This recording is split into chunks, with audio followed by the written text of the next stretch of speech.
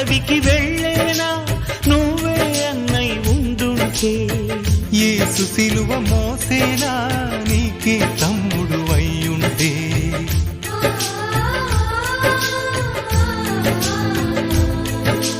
అమ్మంటూ లేకున్నా జన్మంతా జరిగేనులే అన్నంటూ లేకుంటే క్షణమైనా యుగమౌనులే కనకున్నదో కన్నమ్మవై కడుపున మము దాచి